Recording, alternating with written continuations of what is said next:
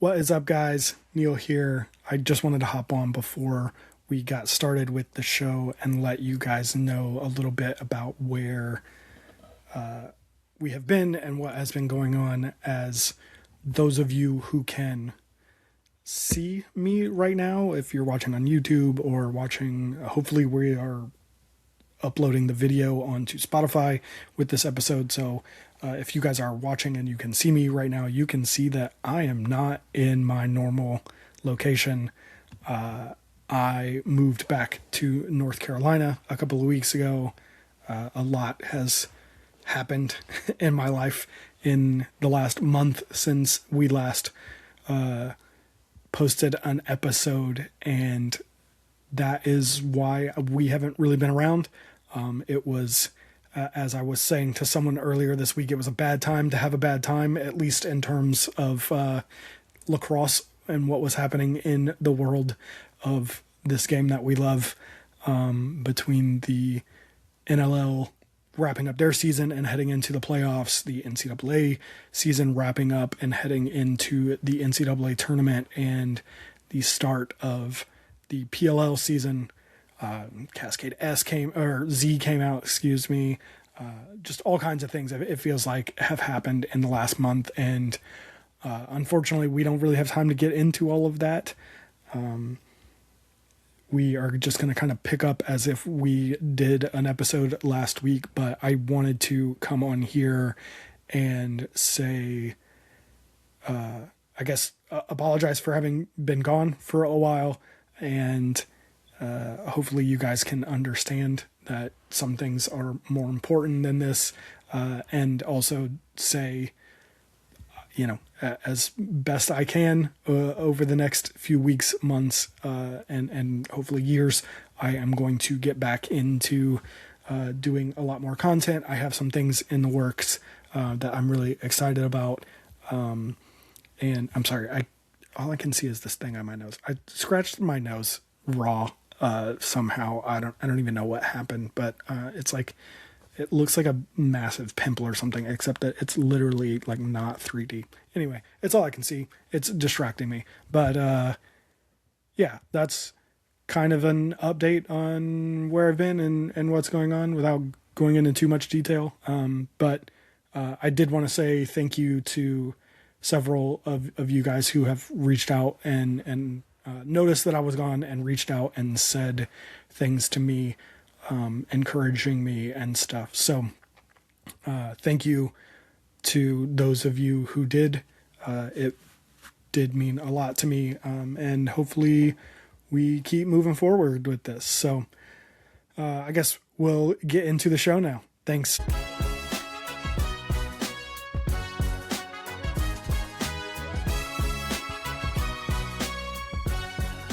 Welcome to the Run Out. I am Neil Barrett. He is Brandon Hooten. We have a ton to get into this week. The NLL Finals are all Canadian. Duke just knocked off Richmond, and the WLL kicks off its full season this weekend. But before we get into all of that, Brandon, it has been over a month since we did an episode. I feel like it was a bad time to be off. I feel like we missed so much. We didn't get to talk about much. How you been? Good. Just staying busy. Same as always. Went to Utah over the weekend. It was a fine trip. That's about it. It was a fine trip. Yeah. You wanna explain why it wasn't a better trip? I'm not gonna get into everything, but just that first day was just like, felt like anything that could go wrong went wrong, pretty much. Yeah. But we made it on time to everything, so not complaining. Some good lacrosse was played.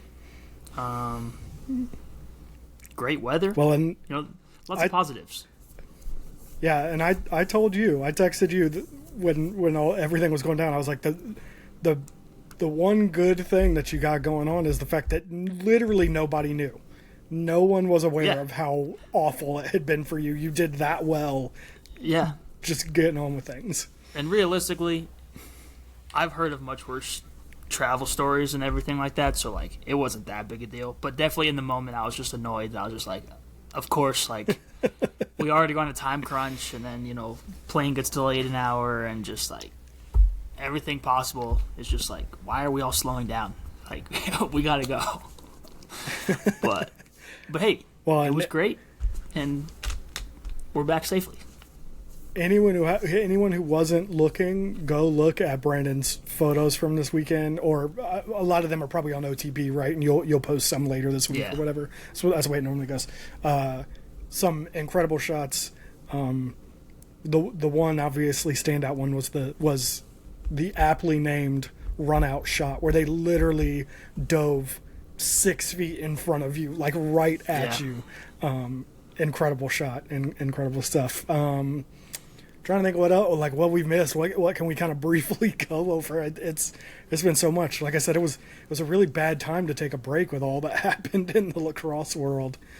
Do you want to talk about the Mammoth at all? I've said my piece on a couple shows. I'm not gonna beat a dead horse. I mean, I would gladly say we got screwed, but whatever. It happens. It's lacrosse, I guess. All right. Well, with that being said, let's talk about the NLL Finals. We will see the Toronto Rock play the Halifax Thunderbirds. The NLL Finals we all predicted back in November, right? Yeah. I was actually trying to think of who did we actually have. It was Buffalo and Vancouver, wasn't it? Like that was pretty much everyone's pick was Buffalo and Vancouver. Yep. Oof. No, they didn't. Neither of them even made it out of the first round. Yeah, I mean the first round was basically just a death to the higher seeds. It really was. Aside from Georgia, and even that was only like a 4v5, I think. So. Yeah, I think you're right.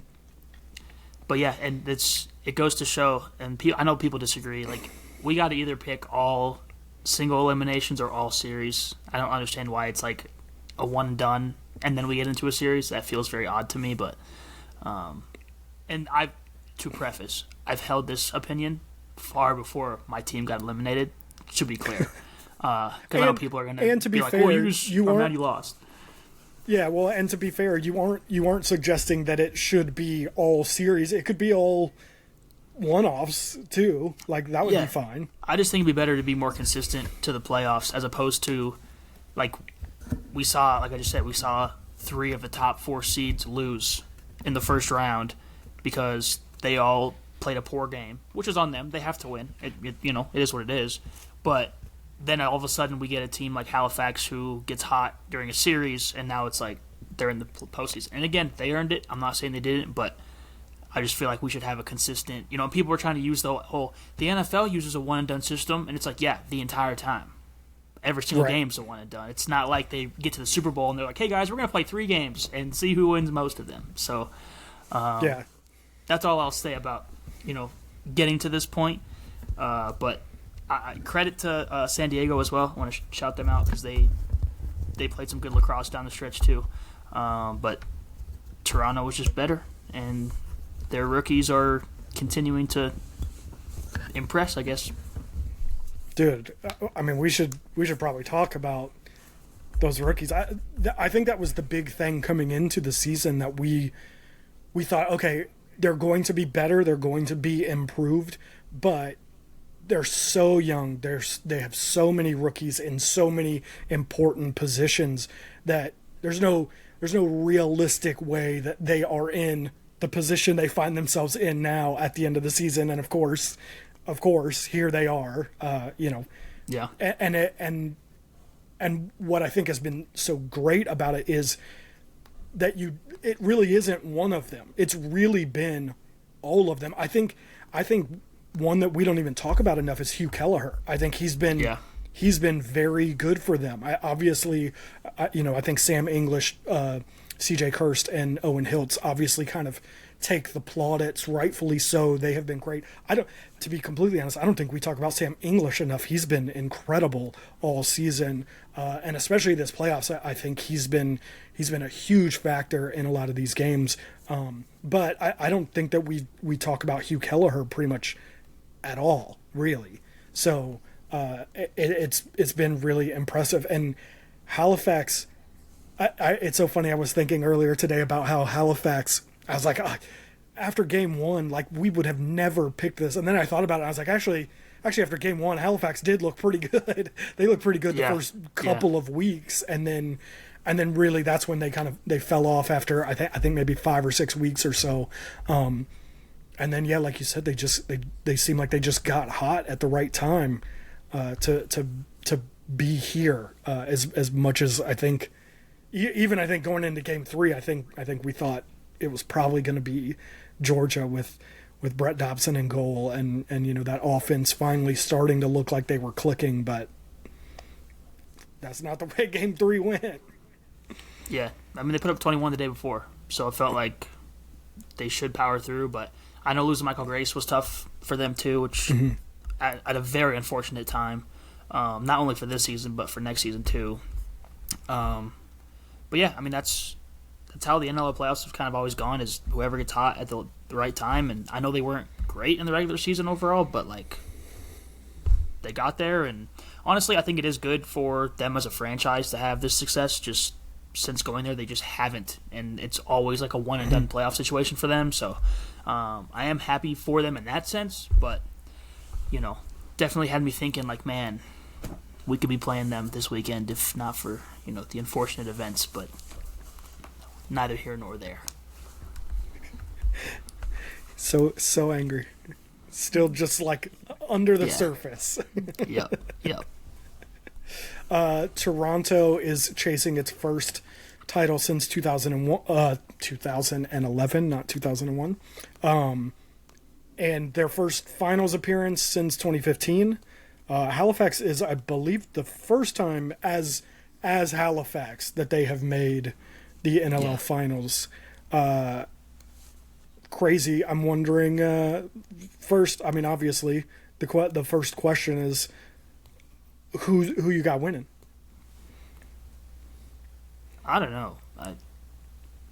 I mean, it just depends. Like, who does Halifax come out as? Really, I just right. Yeah, are they getting beat 21-10, or are they beating someone 15-11? Is really the question. But like, as much as I want to believe in Halifax, I think my gut would say to pick Toronto. Mm-hmm. But that could very well change after watching that first weekend. If Toronto doesn't find a way to put up a bunch of goals, I could also see Halifax coming alive. And I know they just got a bunch of dudes back from IR, and like Stephen Keogh was moved to IR, so we'll see how that affects them too. But instant reaction, I would say Toronto, but that could very well change rather quickly. Yeah, I mean, I think Georgia, the Georgia series really showed that it depends on which Warren Hill you get. Yeah. In so many ways, and I hate to harp on him because when he's on, he's so good. It's just he's so here 1 minute and here the next minute and here the next game, and just pinging all over the place. And I think at this point, I think you kind of know what you're going to get out of Toronto. It's just, for me, it's just whether or not that Warren Hill's going to show up and shut the door on that Toronto offense as to who's going to do it. I'm with you. I feel like Toronto has just a slight edge in terms of like picking who I would pick. But again, like you said, are they going to have 21 goals scored on them, or are they gonna win a 15-11 game? Which Halifax is going to show up, and because of that, like you said, I think I have more faith in Toronto. But again, we're talking. We just talked about it. That team is so young, and at some point you would expect that maybe that would catch up to them. It may not, but we've already seen ticket sales are going crazy. These games are going to be packed. I think Brad in the Lax Lifers Club was saying that they are looking like they're going to open the second bowl in Toronto.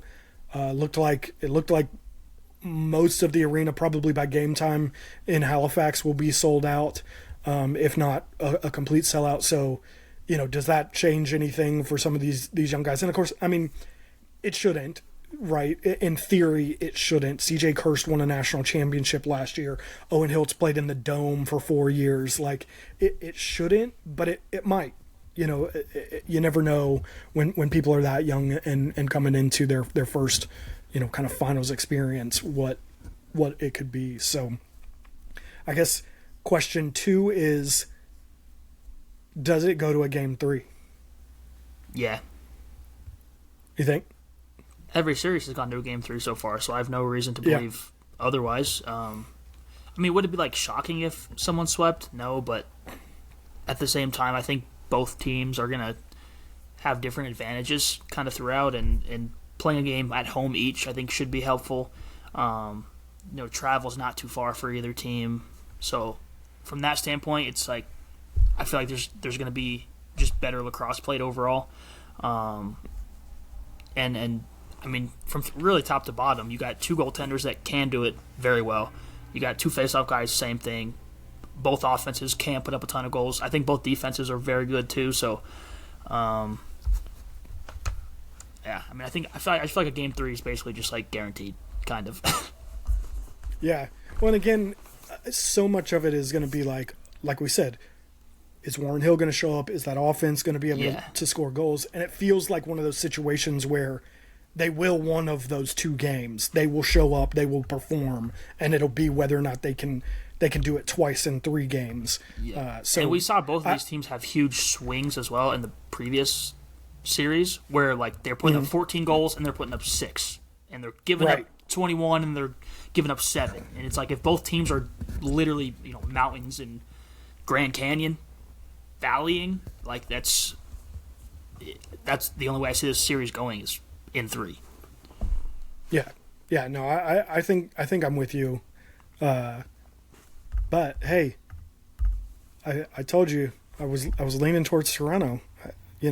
No, you can't choose them now, because that's a bandwagon. You got to pick someone that's bad. I didn't choose them when they won. It's been all season. Listen, if you want to slide a few bills underneath the door, maybe next year I'll come around to the Mammoth, and we'll see if we can get you guys a championship. That would be like wasting away money. Yeah, because even with me, they won't win. Is that what you're saying? No, because even if I slipped you some hundreds, you still wouldn't jump on board. That's also probably true. Yeah. You just want to support a Canadian team. It's fine. You pick your little Canadian team or whatever. Oh, man. I can't wait for some of the Canadians in the Lax Lifers Club to come at you about that one. They're not going to come at me. They know it's true. Hey, I have a Toronto Rock jersey, so supporting the cause. You have a Rock jersey? Yeah, I sent it in the chat when they were playing the Seals. I don't remember that at all. Yeah, I have the purple Indigenous jersey. Tom Schreiber. You sent that on Lax Lifers? Yeah. I genuinely don't remember that. In fact, I even wore it out in public that day. You sent it, like, in this playoffs you've sent it? Yeah, when they were playing against the Seals. Maybe that's why. Maybe I was just, out in another world. That was my team last series. Okay. So you were cheering for Toronto? Not in this series. In the last series, yeah. So you're cheering for Halifax, or you're just not cheering for anybody? I'm not cheering for anybody. I would prefer Halifax if it was up to me and I could just like play puppet master. I'd be like, I want them to win, but I'm not going to be like angry if Toronto wins. Like, I know a lot of good Toronto fans. I like a lot of Toronto's players.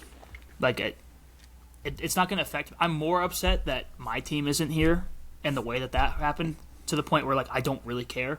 I just didn't want to see San Diego move on to the finals after what happened, because then it was going to be like, yeah, of course, now they're going to the finals, and but that's taken care of now, so I don't really care. Why Halifax? It doesn't matter. I just wondered what makes you want that.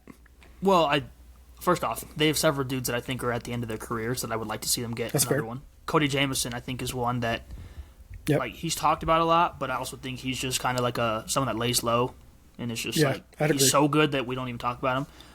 Yep. So I like that. I like that they have a dude like Jake Withers who's so dominant face-off wise that his only real competition, generally speaking, is Trevor Baptiste. I also think, again, they just haven't had any success there. Toronto has at least had the chance to make the finals for a bunch of years in a row. I know they haven't been in 11 years to the finals, but they've had their chances. I mean, they just couldn't beat Buffalo. Whereas Halifax, literally, there was a point in time where people were calling them the Dallas Cowboys of the NLL because they'd get to that first-round playoff game, and it was like, well, it's over. It was fun while it lasted. And so I would like to see them completely get over the hump. But that's not to say I don't want to see some Toronto guys win either. Like, I like a lot of those dudes too, but plus Tarasenko plays for the Outlaws. I want him to get a ring. That's fair, and I think you're right. There are a lot of guys.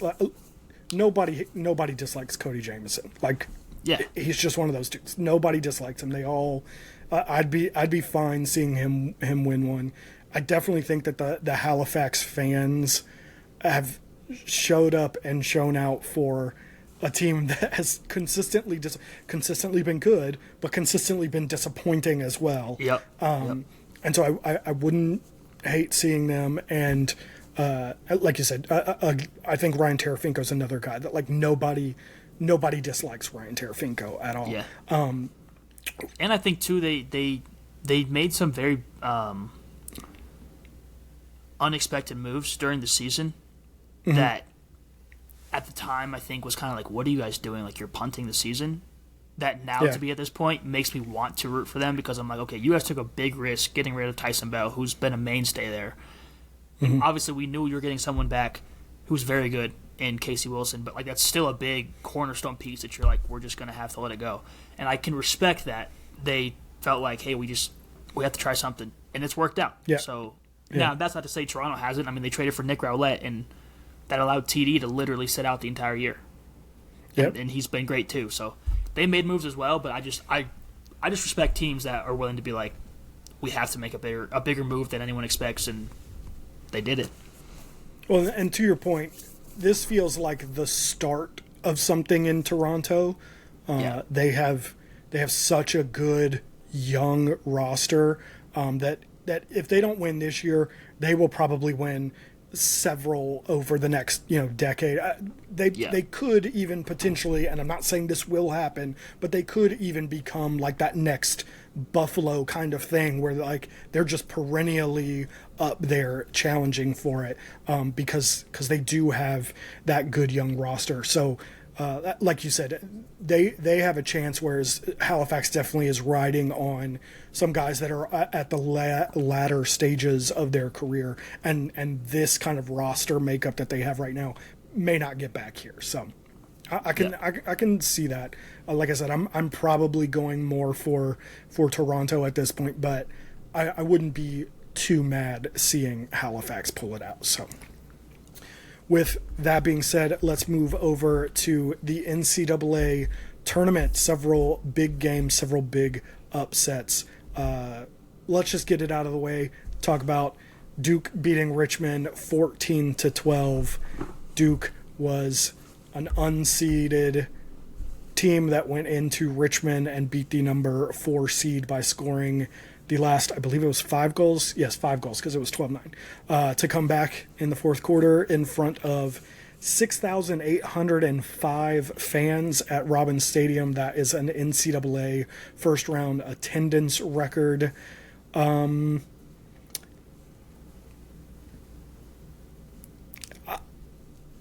tried to say that Richmond felt like a quarterfinal team at best, and people shouted me down. I guess they were right.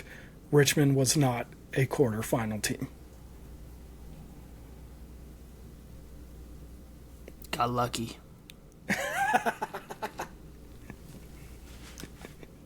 Got lucky. What I get lucky about? I don't know. I didn't watch this game. I just saw the score. I wasn't surprised, though. I talked about this potentially being an upset last week on the OTB College Show. I talked about a few of these games, actually, because I just felt like outside of a couple of them, it wasn't. I feel like they were all evenly matched teams in a general sense. And I've been talking about Duke for quite a while, as far as just like, yes, I don't think they're top 5 team, but I don't think they were appropriately ranked a lot of the times either. Like I kind of feel like they hovered around that like 8-9 spot, and then there were times where they were in like the low teens, and I was like, I know they don't look it, but I just felt like they were better. Especially now, granted, I watched them play Air Force. That's not saying much, but like when you're seeing them and you see the systems in place, it's kind of like, okay, if they're clicking, like they're going to be a good team. So it wasn't shocking to me. And also, like, Richmond gave the game away to a degree. Like, I'm not discrediting Duke in any way, but you're up 12-9 in the fourth quarter. You know, that's a multi-goal lead, and it's not just like a 2-goal lead, it's a 3-goal lead. You had momentum. I mean, think about the goal they scored at the end of the third quarter. That should have you should have taken that and just rode that out to the end, and they didn't. So credit to Duke for capitalizing, obviously, but you had your chance and they didn't capitalize. Yeah, I'm with you. I thought that goal at the end of the third, and then they get on a run and they stretch it out to 12-9, and that place, again, largest first-round crowd ever at an NCAA game. That place was rocking. They were going nuts, and it felt like, there's nothing. And especially because this Duke team has led at the half of every game this season, every single one of them. And this is the first time that the team they were playing retook the lead in the second half, and Duke still won the game. Any other time that's happened, they lost the game. So I thought that was impressive. I don't know that I would go as far as they threw away the game, but I also can't really argue against it either, because again, 12-9 in the fourth quarter, that place is rocking, everybody's supporting you, and then Duke scores 5 straight goals. Richmond had 5 possessions in the fourth quarter after 12-9, and all 5 of them ended up in a turnover. Like, in a lot of ways, I can't argue against you saying that they threw the game away. The big C word, I'm not throwing that out there, but I can't argue anyone who would. And the thing that came out after the game that was driving me crazy was people being like, oh, Richmond got hosed by the committee. And I'm like, a week ago you guys were saying Duke didn't deserve to be in the tournament. Like, which is it? Does Duke not deserve to be in the tournament, or were they so good that Richmond got hosed by having to play them in the first round? So yeah, but that's also just fans complaining. Those are the same people that said Maryland should have been in at 7-6. So yeah, I don't put much merit into that argument. And I said this to DJ yesterday. If you're going to say they got hosed as the 4 seed, like, how are you putting them even at the 3 seed over UNC? Yeah, right. Or like, can someone make that argument for me? Maybe there's a valuable and realistic argument out there to be made for that, but I have yet to see that. And when you're putting teams in a tournament kind of off of vibes and smiles to a degree, this type of thing happens. Smiles. But also, like, I even mentioned before the game happened, like, if Duke loses, the discourse is going to be, see, Maryland or whoever else should have made it. But if they win, it's going to be like, see, they belong. And that's where it's like, then to see people argue afterwards about, well, Richmond got hosed, I'm like, I would at least hear you out if they didn't have a 12-9 lead in the fourth quarter. I mean, and if you think about it, they had a lead all the way until 6:58 left in the game, and then 6:09 is when the game was tied. So you went another 6 minutes and didn't score. Like, sorry, that's not being hosed. That's, you didn't play your best ball when you needed to. Mm-hmm. It is what it is. Yeah. Well, and as a Duke fan, I have liked this Duke team all year, even when things weren't going our way. 1-goal loss to Syracuse where we had the ball with 30 seconds left to go and got a bad moving screen call.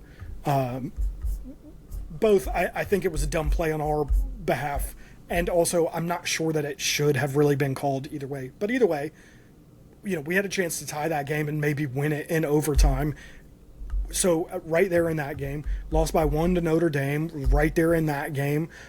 Honestly, the worst part about that game is that we only scored 6 goals on the offense, and then 1 goal game against Cornell as well. So they were right there, and I have really liked this team. I think the move to Buck Cunningham in goal has been massive, and I for some reason I think that defense plays so much better in front of him and gets him the kind of shots that he wants to see.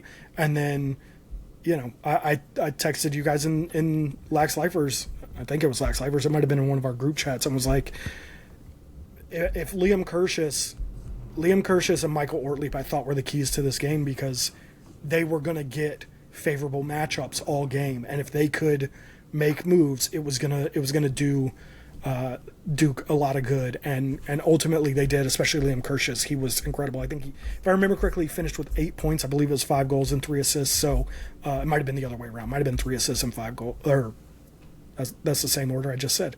3 goals and 5 assists. Liam Kershus. Yeah, Kershus. Yeah. Yeah, 3 goals, 2 assists for 5 points. Oh dang! See, I'm totally wrong. But I mean, he took 6 shots, all on goal, and it was 3 for 6. Yeah, only 2 turnovers too. So. Yeah, he was definitely the guy that everyone leaned on, and to the point where late in the game when Duke went on that run, part of what got them started was I think the Richmond defense started trying to key on him, which got guys like Ben Johnston open. Ben Johnston's only 2 goals of the game came in the fourth quarter, and he's one of their big heavy hitters. So keeping him silent was really good. And then finally Richmond had to do something about Liam Kershus, and it got Ben Johnston some opportunities. So yeah, I thought both of those guys were good. So and Utah Archer star attackman Aidan McGuire. I mean, just he did have two goals in this game, or was it just 2 goals, 2 shots, 2 shots on goal? Yeah. From one of them definitely was from right inside midfield. Yeah. And then the other one, I think it was a little more towards the top of the restraining box. Who needs Joey Spallina when you have Aidan McGuire? Hey, attackman, short stick. We got to come up with a good title. Short stick attackman of the midfield. I don't know. Yep. That was terrible.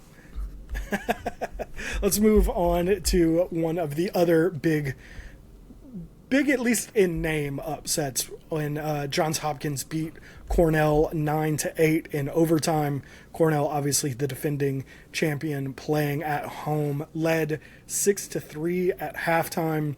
Hopkins held Cornell to 0 goals on 3 shots in the third quarter, and Cornell committed 23 turnovers in this game before Jimmy Ayers hit the overtime winner to send Hopkins to the next round. This one was another one where I felt like, again, I wouldn't have thought Hopkins was going to beat Cornell, but again, Cornell never felt like a true national championship caliber team to me. I actually chose Hopkins to win this game, so I wasn't. Did you? I wasn't super surprised. I just, like you said, I've been saying it all year. I don't feel like Cornell was ever a dominant team, and that's not to say Johns Hopkins is, but this felt like a game to me where Hopkins was just going to pop out and just play really well, and then have to go play Notre Dame the next week. So I don't know how good the win does them, this following week. But yeah, I just, and that's not to say Cornell's a bad team, but they're just an up and down team. And to be fair, it was an overtime game. It wasn't like they got blown out. Yeah. But Hopkins made all the right plays down the stretch. The sliding, I don't know what you call it, ground ball, I guess, save that the kid had, and then drew the penalty, and that's the type of stuff that wins you games. Yeah. No, everybody was talking about that play and how much it, kind of won the game for Hopkins. And I'm not one that tends to think that one play wins you a game, but one play can prevent you from losing a game, though. Yeah. And that was the way that play felt it felt like a small microcosm of Hopkins in that second half just wanting it. Again, it was 6-3 at halftime. And it just felt like Hopkins just wanted it more than Cornell. And they only had three saves in the game. Cornell did? No. Hopkins. Oh, wow! Like if you look at it, like everybody. I mean, I'm not saying the goalie didn't do anything, but kinda everyone else just walked in. Like 3 saves, 8 goals against. Compared to, let's get this, Cornell's goalie, 9 goals against, 17 saves. Yeah. So, I mean, their offense was getting on net a ton. That's almost Dylan Ward in 2025 over there, ain't it? Yeah, it's wild. made 3 saves, win the game. You know, yep. Hey. It was 4. Oh, 4. Excuse me. Don't short him a save. All right, and that was just good communication on his part. Seeing the rest of the field. He's like, I'm gonna give up a few extra, but listen, these 4, I got them. Hey, whatever gets a dub, Yep. The third and final kind of big upset of the weekend was Georgetown beating Virginia 14-10. It's the first time in history that Georgetown had beat Virginia, which blows my mind because Georgetown has been a solid program for a good long while. Even when Brody Merrill was there, I'm pretty sure they were a Final Four team. It just blows my mind that they have never beaten Virginia. Obviously UVA was the ACC champion in this game. They were playing at home in Klockner Stadium, and we're hoping. Obviously they won't be there now, but they were hoping to be playing the national championship on UVA's campus in a few weeks' time.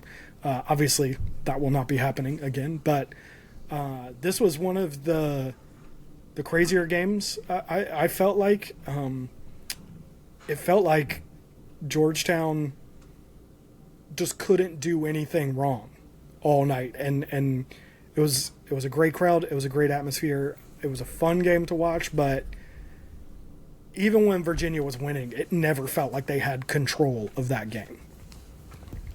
Yeah, this one wasn't a big surprise to me either, just because I know everyone was talking about how hot Virginia was, but Georgetown was equally as hot, if not hotter. So that's why I was kind of like, I don't think it's a done deal the way some people were kind of discussing the game. But I was kind of surprised that it was as big of a lead, I guess, a finish as it was. I didn't expect it to be a 4-goal win. I thought it was going to be a 1 or 2 goal game. So, and someone brought up a good point to me too. Like, does playing in the ACC tournament make you a little bit more tired than potentially playing in the Big East? I'm not sure I fully buy into that, but it was a talking point that was brought up too. So, yeah, I know on the broadcast they talked about, Virginia played 2 games, and then someone was like, on the broadcast was like, well, yeah, but Georgetown did too.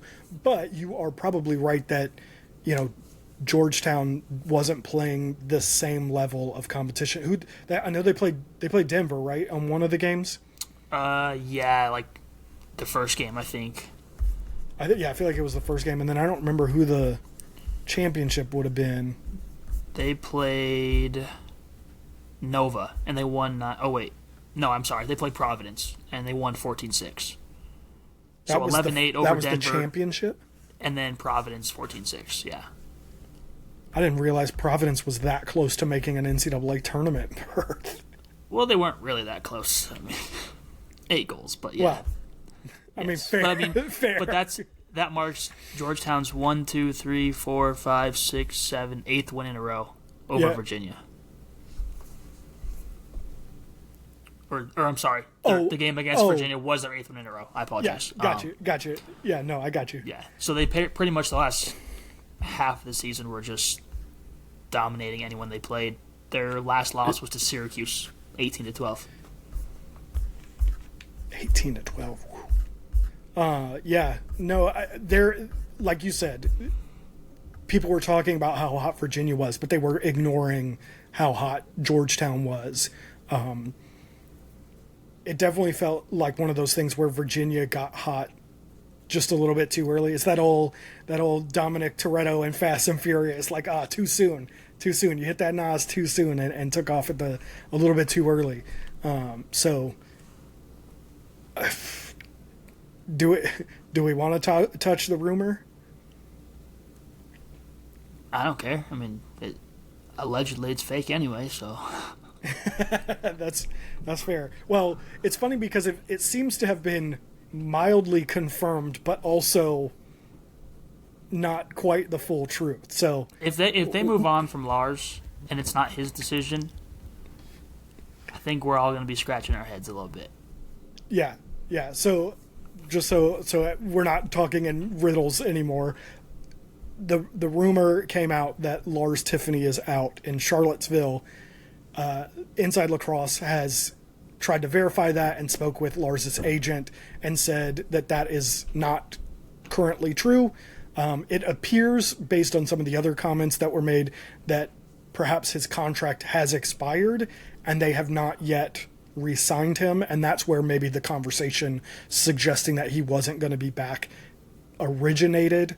I think we'd all like to think that there's no way they're going to let him walk. But like I said to you pre-show, I just don't understand why you would have even gotten it to a point where his contract has expired, if it has expired, and that's an if at this point. But it just seems crazy that you wouldn't have already sealed him up. You know, last off season, why didn't you already start being like, hey, you know, we want to get you re-signed to a longer term deal? That just seems crazy to me. That, like you said, the idea that Lars Tiffany would not be Virginia's head coach is insane. I have to think it's not true, because again, it's just so insane. Yep. Let's look ahead to the quarterfinals this weekend. We got Notre Dame taking on UNC, Princeton playing Penn State. Those two games are in. Did I say it wrong? Notre Dame's playing Hopkins, not UNC. Oh, it's UNC Syracuse. Man, yeah, this thing got all kinds of jacked up because those aren't even in the same location. I don't know what happened. Okay, so Notre Dame Hopkins. This is literally divided by location, and it has Duke playing Georgetown and Syracuse playing Hopkins in Delaware. And then Notre Dame playing UNC and Long Island, and Princeton Penn State. So hey, how about this? You tell me what the games are, since apparently my information is way wrong. Yeah, Georgetown Duke on the 17th, day before UNC for the third time this season. Also on the 16th, Notre Dame Hopkins, and then the 17th, the Princeton Tigers take on Penn State. Okay, all right. Okay. The GOAT Chad Palumbo plays lacrosse. I was getting ready to say, do we got to get into... We didn't talk about Princeton because they had a blowout. UNC had a blowout. I don't even remember Penn State's game. I know I watched it. I don't even remember it. Over Army. Okay, I mean that's a decent game, but I don't ever remember that game being in much of a question. So yeah, we didn't talk about all of these games because there wasn't a whole lot to talk about in a lot of them. But where are we at on the Palumbo tracker? This is probably the second time all season we've actually checked in on that. If I remember correctly, I thought he was at 65 points. 65? Oh, 67 maybe? Hang on. I'm pulling it up right now. Let's hope that their website is updated. 67 points as of now. 67. That's 42 goals, 25 assists. That is just... I mean, obviously the move to attack helped, obviously, with those numbers. But I remember, when you and I had several conversations about the 70 number that we suggested he needed to hit, and we tried to walk it back twice. I think we walked it back to 60 and then walked it back to 50 just thinking, as a midfielder, he was never going to get 70 points. In fact, as far as I'm aware, 70 points. As far as I'm aware, 70 points in a single season from the midfield has only been done by Miles Jones. I think is the case. Somebody can correct me on that and let me know. I'm pretty sure Miles Jones is the only one that's done that from the midfield. Again, I could be wrong on that. But anyway, that was one of the reasons why we tried to walk it back. And then I think he had a little bit of a slow start the first couple of weeks. And so then we tried to walk it back a little bit more and say, all right, 50 won't be that bad from the midfield.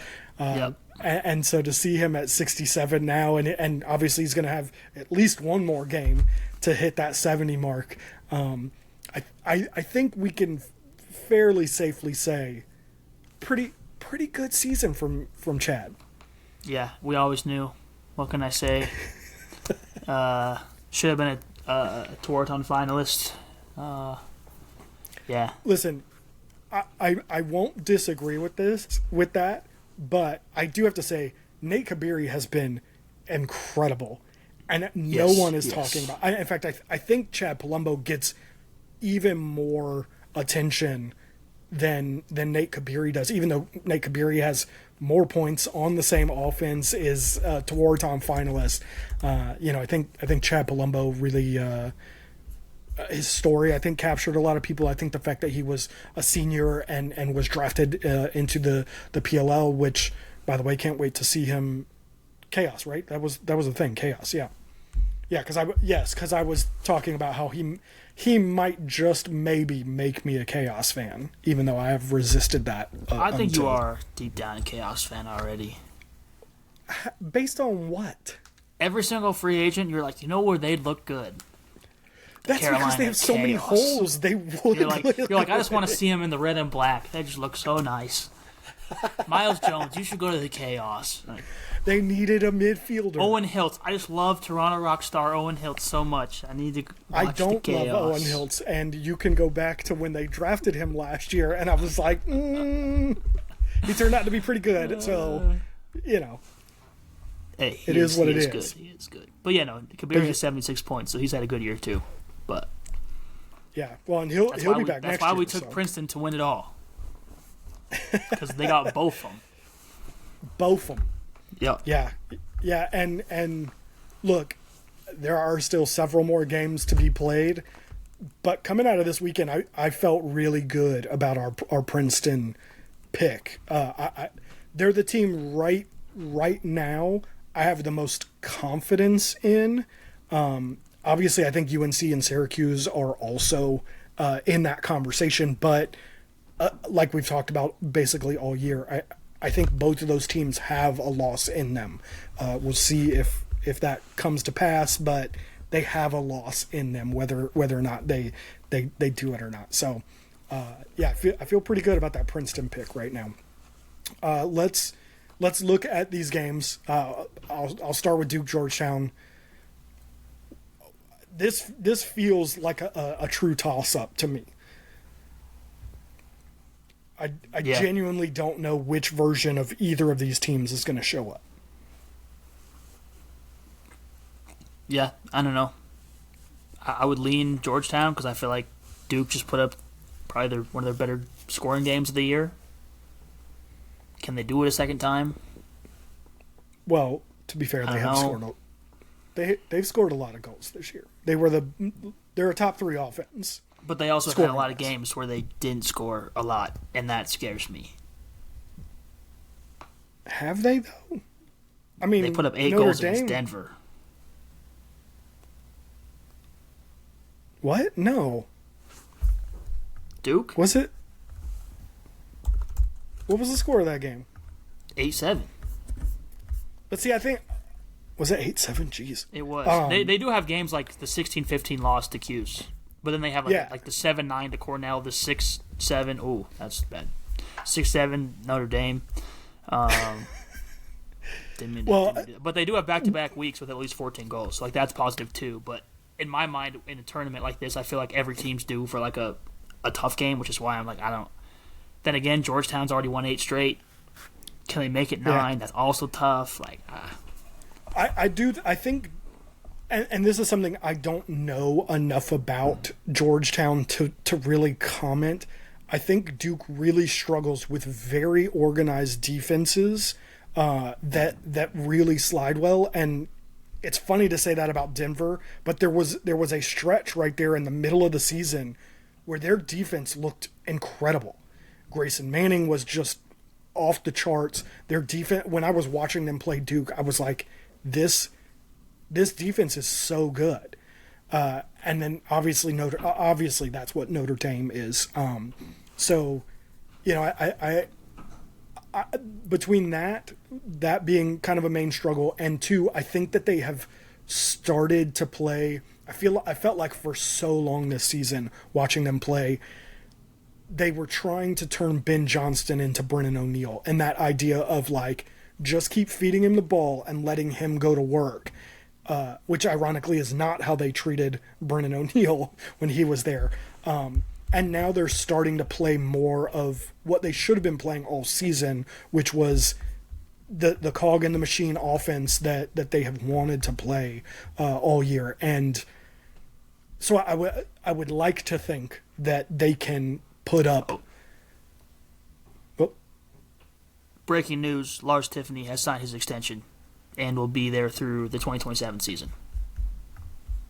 Only the 2027 season? I guess. It just feels crazy to me. Like, we're only doing a 1 year. He literally just won the ACC championship. Like, I get it was a disappointing round one, but like, you just won the ACC championship. He won a national championship, what, 2 years ago, 3 years ago? Yeah, maybe it's just a 1 year deal to then get a better deal the following year. Well, maybe, but it just feels crazy to me that UVA wouldn't want to like lock him down. His last deal was a 4 year deal, right? So maybe he's just going to be done coaching sooner than we all think.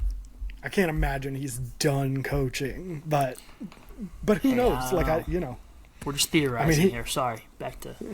No, you're good. And you completely invalidated our earlier conversation about him, so thank you for that. You're welcome. Anytime. Let's move on to some of these other games. Try and talk about them real quickly. Syracuse UNC, like you said, third time this season that they will have played.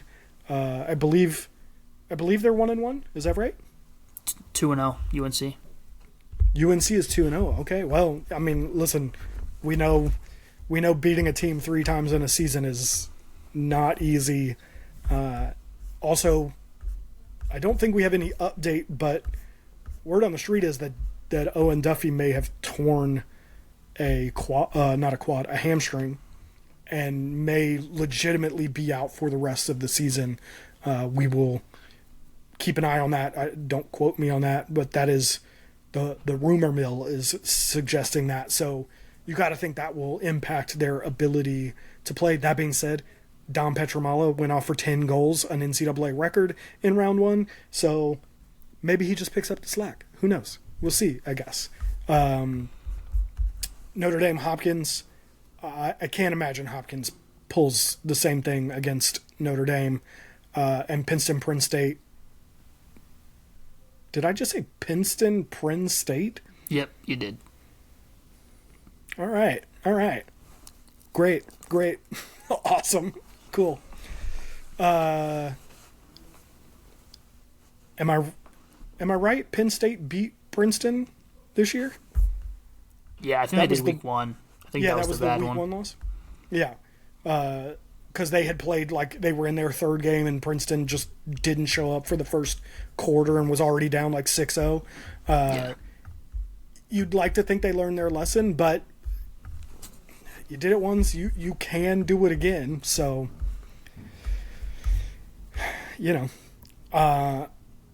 who are you picking in these games? Let's just run through a pick'ems. Princeton, Dame, Cuse, Georgetown.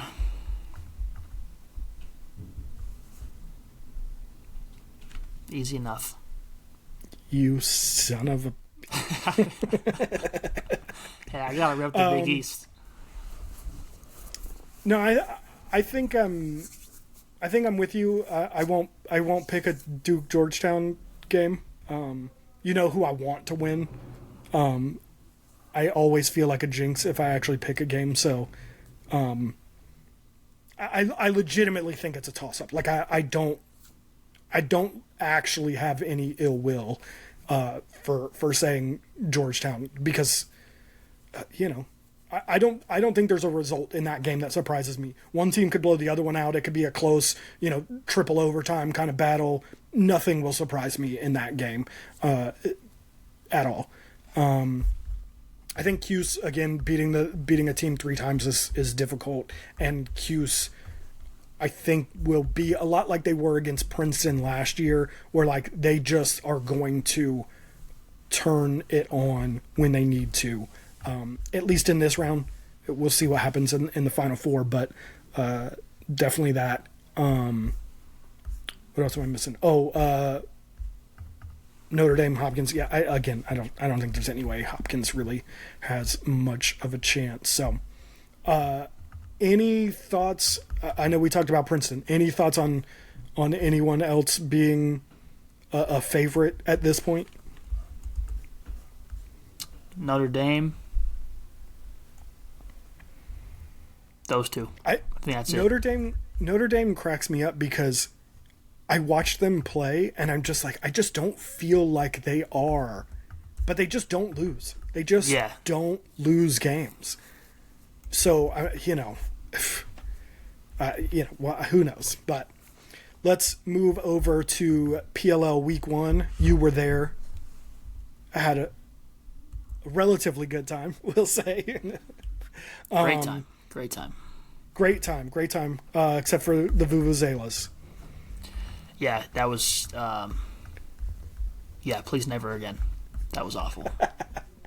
I am on record. I love the Vuvuzelas. I love that, different supporters in different cities are starting to differentiate themselves and come up with their own kind of culture. I did feel bad for people like you and people that were there like working the games, who just had to deal with that like drone. Watching it at home, it didn't bother me. Maybe it's because I listened to them for a whole month in 2010 at the World Cup in South Africa, and I just got used to them. But it didn't bother me watching them. But I did feel for people like you who were there on the sidelines just trying to do your job.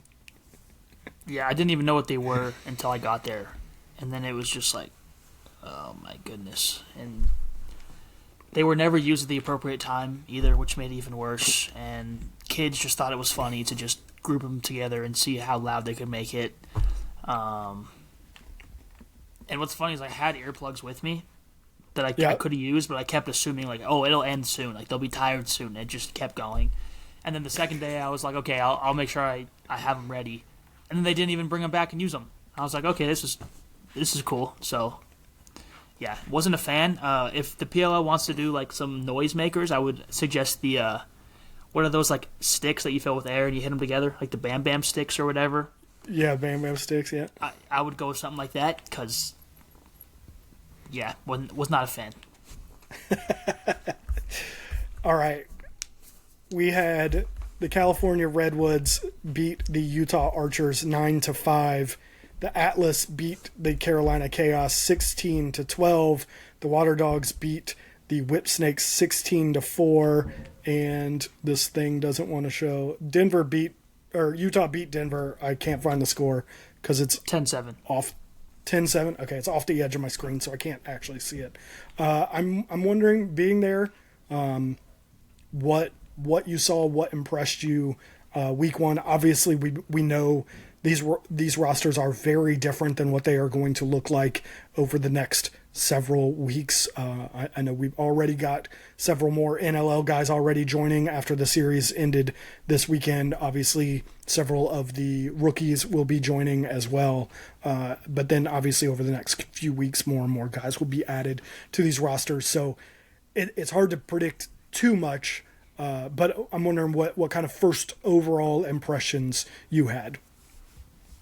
I thought Utah, California, and Denver looked like it was week 1. I I thought the middle two games were very, very good games. Definitely high scoring. Would have liked to see a little bit more defense, but those teams looked much more ready to go in general.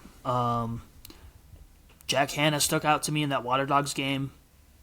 Just he seemed to make a lot of really, really great plays. Seeing Zed back was awesome, coming out of the box. Still have questions about how they're going to fit some of their other attackmen in. Just the amount of talent that they had this weekend was just insane. They were down 3-0 to start the game and came back and won. So that was nice. Dylan Ward, outstanding. I mean, outstanding. Yeah. I know he wasn't playing the full Archers roster, but I mean, it was still great. Mikey Bame, awesome. I don't see how you're going to take him out of the lineup. If he plays like that, you're going to have to play him. Trying to what's think his who name? else. I don't. CK Giancola or what was that? Yeah, there were a lot of guys like that I feel like you may not know their names off the top of your head, but they definitely showed out to where you're like, okay, they probably deserve a spot, but when the other people come back, then like It's tough. you can't give them the spot at the same time. But like I mentioned this in one of our group chats a while back, of like it's going to be good that we're going to get to see these players because they're on the radar. They're getting a taste of the actual game action in the PLL, so that way when they expand, it's like, hey, we know these guys can play more than just a sixes game for a couple games. So that was really fun. Yeah, I don't know. I felt like it was kind of hard to get the X's and O's of everything, just with the amount of work I was doing at the time, but I felt like Utah's offense is still going to be sketchy, to say the least. Their defense is going to be very good. Like, they have a lot of very solid defenders, but offensively it's kind of like you're going to rely on your defense, like, stopping the other team pretty much every time. Which they can do, but also we've seen teams like Ohio State this year who that was their MO, and then when it didn't work, it just flat out didn't work. So that's iffy. And then as far as like Denver, it was a horrific offensive day, honestly. I felt like, not saying that defense didn't play a part, but Brennan missed a ton of open looks that I haven't seen him miss very often. There was one he beat his defender clean to the crease and just shot it vertically into the ground, and it just went haywire, and you could tell that it wasn't the same with Pat Cav missing, so I am curious to see how that shapes up. Ben Randall, though, awesome. Yeah, I can't believe he got traded. I thought he played he was kind of under the radar too, where like after the game I was looking at his numbers and I was like, wow, he actually like balled. Like, he was one of those where you see it and you're like, he's playing well, but he's probably not causing much turnovers, but sure enough he did. But I just felt like they were just taking bad shots. Pacino took a deep two at one point that I was like, that's straight to the goalie's chest. Like, but Nick Washuta played I mean, credit to him. He played probably the game of his life in Dobson's absence. So he's the guy that I think once they expand too, we'll probably get a starting role somewhere. But it was just a weird weekend because, like you said, there's just so many guys missing. Whether that literally be they're playing NLL or they were coaching or. I mean, JB10 wasn't supposed to play, and then they lost the day before. He jumped on a plane and was playing. So, and JT Giles Harris wasn't supposed to play, and then was playing, and immediately hopped on a flight to get back for the Jacksonville game the next day. So, it's a weird thing. Like you said, I can appreciate getting to see some of these guys get an opportunity. I mentioned him earlier. CK he just jumped off the screen. Like, he just looked so impressive. And like you said, there's a pretty decent chance that when they get their full roster back, he doesn't play again. Yep. And that's a bummer. But it's good to see them and get there. You can't simulate, no matter what you do, and as close as you can, try and get, you can't simulate the actual games. You can play scrimmages. You can play scrimmages against other teams. You still can't simulate that full speed, full bore go of the actual games. So it's good to get these guys an opportunity and see them in those. And you're right. Anytime that we have an expansion, that will be great. Anytime that there's a roster spot in the championship series. Another thing that I thought was, none of us want to see anyone get hurt, but when someone gets hurt, someone's going to have to get called in. So there are going to be opportunities for these guys to play. And who knows, maybe a guy like CK over the next couple of weeks continues to play at this level, and when other guys start coming back and filtering back into these squads, maybe he gets he does get an opportunity. He bumps someone else off, or maybe he gets dropped and another team picks him up because they need help that they think he can offer or something. So I'm glad for it. I know there are some people that are really annoyed by it, but as someone who watches the NLL playoffs, I'm still seeing, Owen Hiltz and CJ Kirst and stuff. And so I like the idea of getting to see some new guys. The only thing that is a little funky, I think, for me is the idea that, like, you're going to play 3-4 weeks of the season and still not really have any idea who some of these teams are.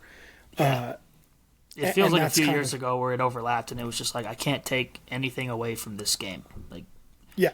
And at the end of the year, we're going to be like, well, this team was 8-4, but it's like, well, but their 4 losses came when they didn't have their team, or whatever the case may be. And it's like, I don't know how much stock, and that's why, like, yeah, I would have liked to see the Outlaws play better, but also I was just like, I can't. I don't know. With the Outlaws, like you said, I thought Pat Cavanaugh was so clearly missing, not just because of the way that he plays, but because he bumps Jared Bernhardt into the midfield.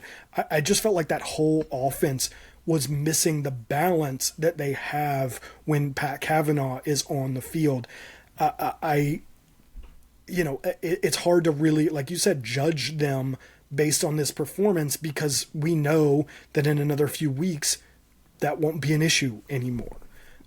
The other question that I saw some people asking, Brennan had been dealing with some injuries at the end of the NLL season. He didn't even play the last Wings game, and he was supposedly, according to, I think it was Pseudo in the press conferences over the last week or so, he was supposedly back to 100%, but I didn't feel like he looked like it. He looked like maybe there was still something nagging that, or he maybe just wasn't up to game speed or something. He didn't quite look right.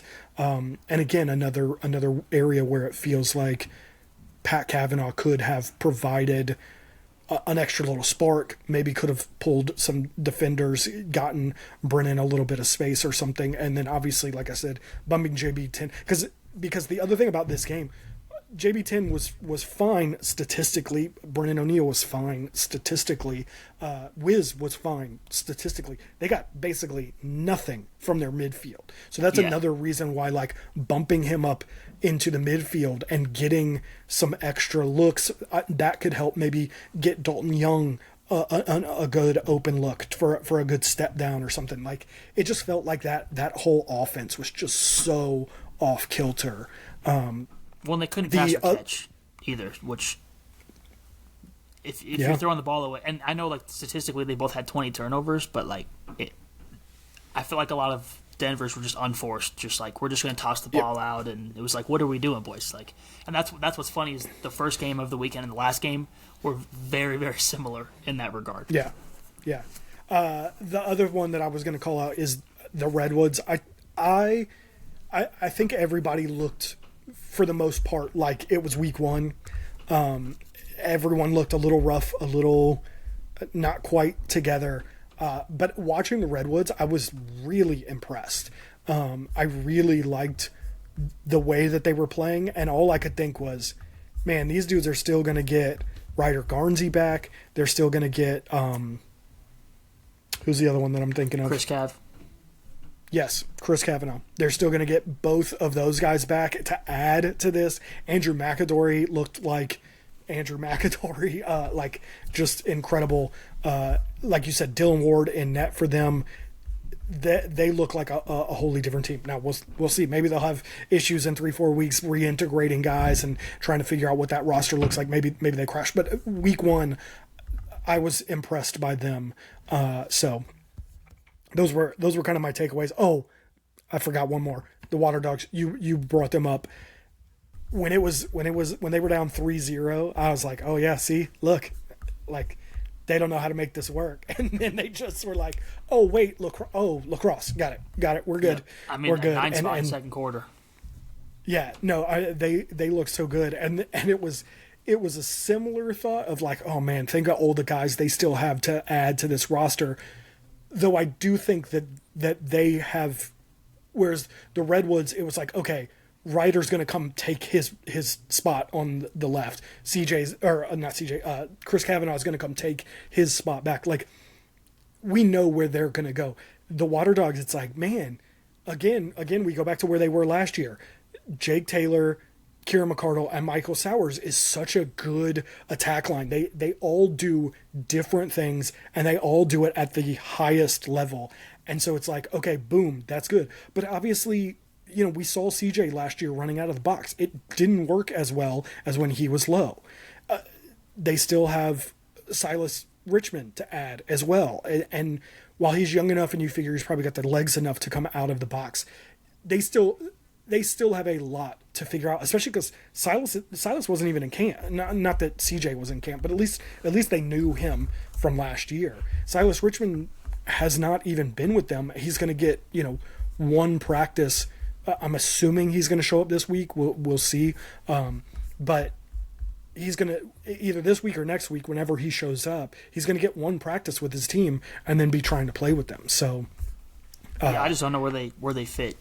I genuinely, right. I don't, whose spots, even like I said earlier, Michael Boehm, sure, it's Ryder, but if Michael Boehm is giving you 5 points a game, he's got to play. Is he going to bump someone from the box? Like, and the Water Dogs are just super, super top heavy in that same regard, to where Miles didn't play in this game, Nakai didn't play in this game. They didn't even have Courier. Now Courier's back. At some point, they'll get Casey Wilson, he hasn't played in the PLL yet, but he's a very good midfielder. Zed was playing midfield. Like, are you going to bench Zed? Like, it's if there's ever one team in this league that's like, hey, we need some expansion, this is the team to be like, look at all these dudes that just can't play. It's just not possible. Yeah. Yeah, there are just not enough spots on the field. And it's so funny that they're so loaded on that side of the field, because then you look at the defensive side of the field and you're like, I mean, did Matt DeLuca blow you away? I wouldn't say I took note, I guess. I didn't think he played horribly either. It wasn't like, he gave up 14, but it was just a high scoring game, so I guess I didn't really pay attention to it because it was going both ways. I don't mean that to lay that at Matt DeLuca's feet. More or less of like that. I just didn't feel like, it's not like the defense was. They feel like a team. I'll just put it this way: they feel like a team that is going to have to outscore people. Yeah. Well, I mean, DeLuca had 15 saves and a 53.6 save percentage, which is very good. I just think this was a very fast up and down game to where they were just getting shots off like nobody's business. Again, both ways. And that's where I said earlier, I wish it would have been a little bit more defense played in general. Just, I mean, credit to Maryland, for they put up 3+ goals in every quarter. Like it was nothing. It wasn't hard. So that's where it's like they have the defense to stop people, I think. Philly does, but it's just going to take time, I think, to put it together, especially because with Gavin Adler coming in and kind of being what I would assume to be the leader of that defense, in addition to the guys that were already there, and you add a couple guys, Malik Sparrow, a bunch of other guys at the midfield and stuff. So, and like Dylan Hess at one point, I think, came out of the game with injury, and so I am interested to see that point as well. And do we see some of their midfielders maybe go and be like a more defensive midfielder and just. Yeah. Well, and we talk on the show all the time.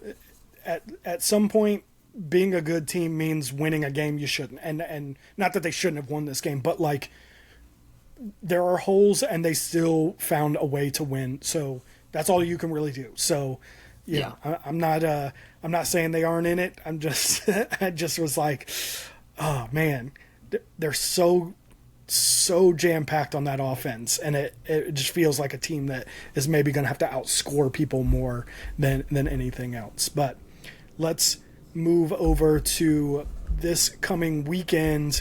We are going to see the first weekend of the WLL's inaugural season in Rhode Island.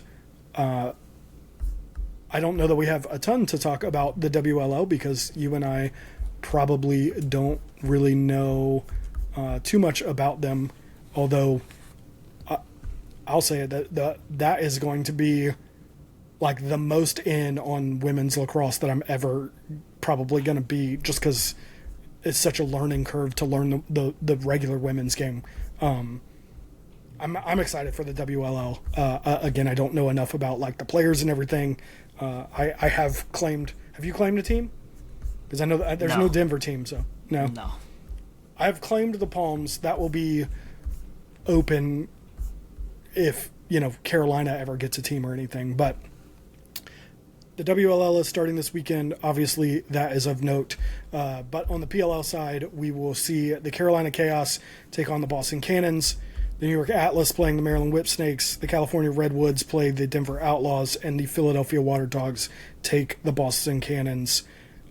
This is a sort of homecoming weekend for Boston. This will be, for anyone who doesn't know, this is about 15 minutes away from Gillette Stadium. It will be a home series for the Boston Cannons.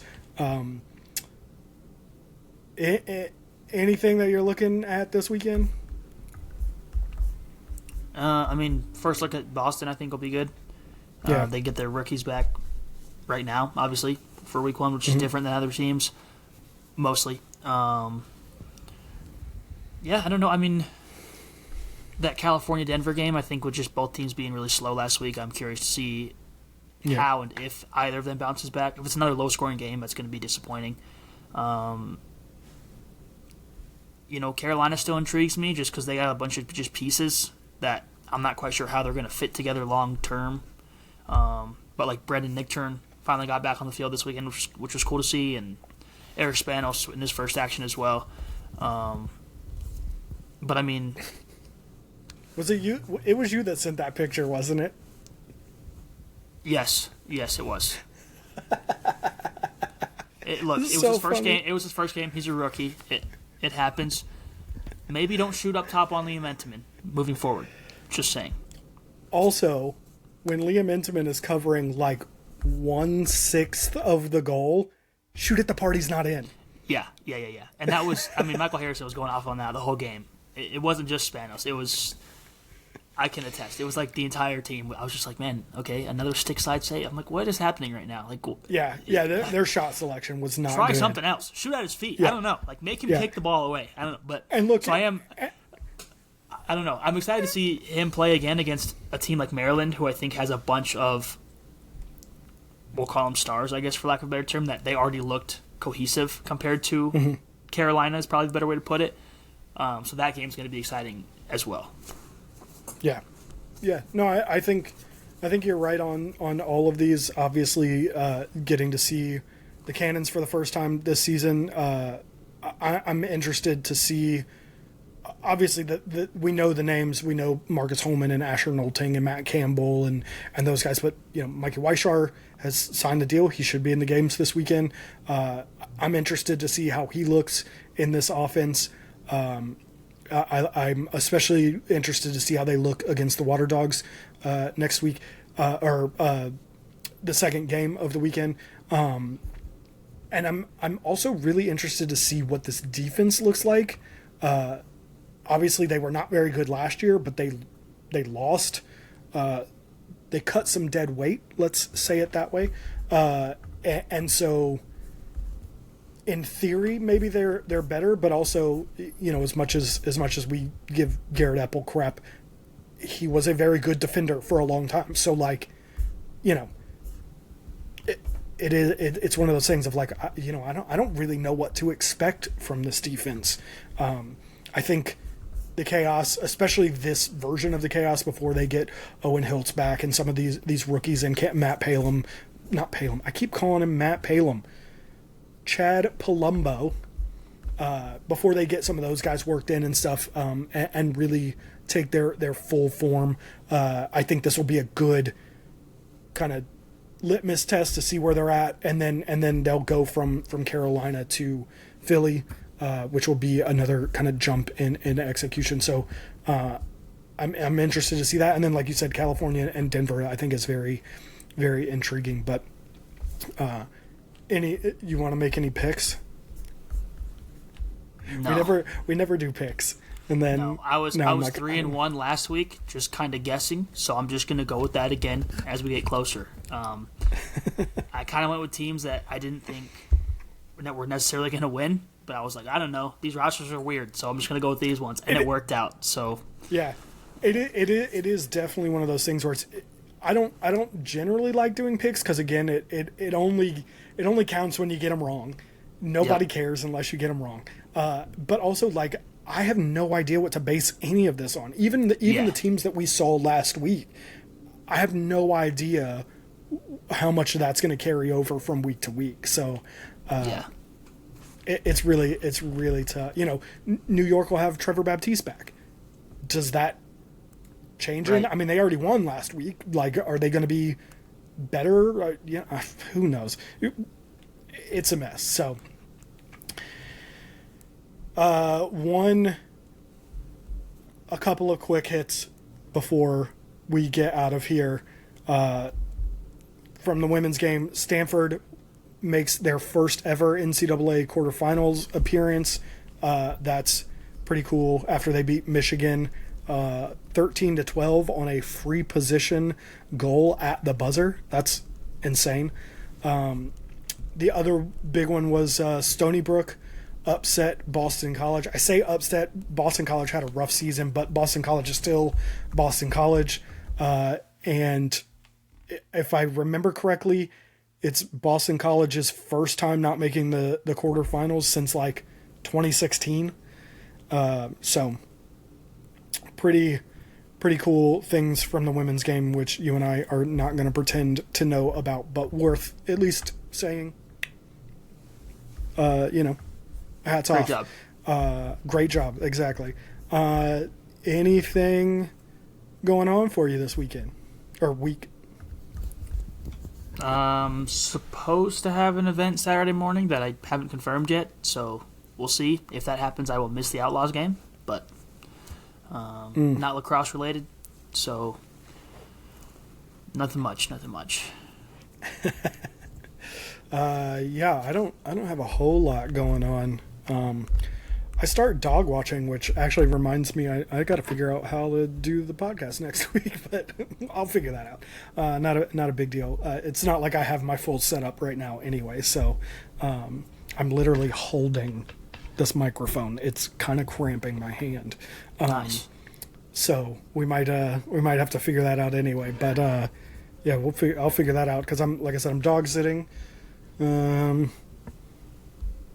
That's about all I got. I'm working on some things that might give me some PLL trips this year. Might give me some other lacrosse related trips. We'll see what happens. That will be pretty cool if it happens, but we'll see where that goes. I'll share when I can, but we'll see what happens. So yeah, I guess we'll end it there. So that is all for this week. If you enjoyed this episode, the Lax Lifers Club is where our community lives between episodes. It is a Discord for the fans watching lacrosse year-round, not just when the tournament is on, aka, as we call it, a lifer.